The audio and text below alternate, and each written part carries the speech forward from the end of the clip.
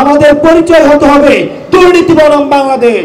ফ্যাসিবাদী সরকার আমাদেরকে শাসন করেছে এবং শোষণ করেছে। আজকে আমাদের এই যে দ্বিতীয় বাংলাদেশের প্রেক্ষাপটটি তৈরি হয়েছে, এই তৈরি হওয়ার পিছনে অন্যতম একটি কারণ ছিল বার্ধক্যের নেতৃত্ব। আমাদের এই তরুণ প্রজন্মের ভাষা বুঝতে পারেনি, বার্ধক্যের শৃঙ্খলা আবদ্ধ যেই বার্ধক্যের নেতৃত্ব আছে তারা আমাদের তরুণ প্রজন্মের মনন বুঝতে পারেনি, মগজ বুঝতে পারেনি, মনস্তত্ত্ব বুঝতে পারেনি, যার কারণে এই বার্ধক্যের সাথে তরুণ প্রজন্মের একটা দূরত্ব সৃষ্টি হয়েছিল এবং এই দূরত্বের জায়গাটিতে তরুণ প্রজন্মের খুব সৃষ্টি হয়েছিল। তরুণ প্রজন্মের চাওয়া এবং প্রত্যাশার মাঝখানে একটি দৃশ্যমান ব্যবধান তৈরি হয়েছিল। এই ব্যবধানের জায়গাটিকে পুঁজি করে আমরা দেখেছি ফ্যাসিবাদী সরকার আমাদেরকে শাসন করেছে এবং শোষণ করেছে।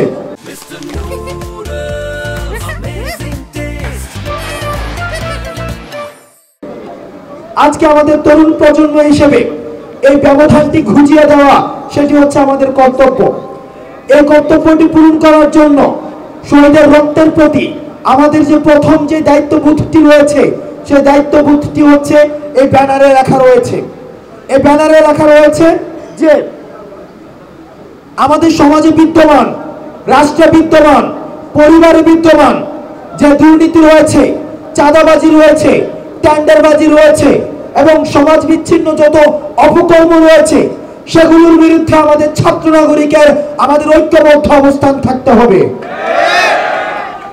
আজকে যদি স্বাধীনতার পরবর্তী সময়ে আমরা শহীদদের রক্তের যে কর্তব্যবোধ, এই কর্তব্যবোধটি ভুলে গিয়ে আমরা আমাদের নিজেদের স্বার্থে আমরা বিভক্ত হয়ে যাই এবং চাঁদাবাজ, টেন্ডারবাজ এবং আমাদের পারিবারিক দুর্নীতি, সামাজিক দুর্নীতি এবং রাষ্ট্রীয় দুর্নীতির বিরুদ্ধে আমাদের ঐক্যবদ্ধ অবস্থান নিতে আমরা ব্যর্থ হই, তাহলে সেটি আবার হচ্ছে ফ্যাসিবাদের পুনর্বাসনের জন্য আবার পরিবেশ তৈরি করে দেবে।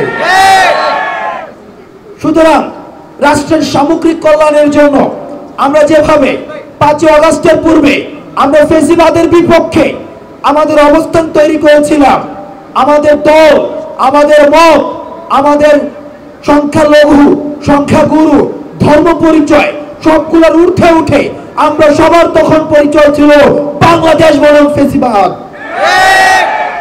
ঠিক একইভাবে আমাদের বর্তমান ঐক্যবদ্ধভাবে আমাদের পরিচয় হতে হবে দুর্নীতি বনাম বাংলাদেশ, চাঁদাবাজি বনাম বাংলাদেশ, টেন্ডারবাজি বনাম বাংলাদেশ।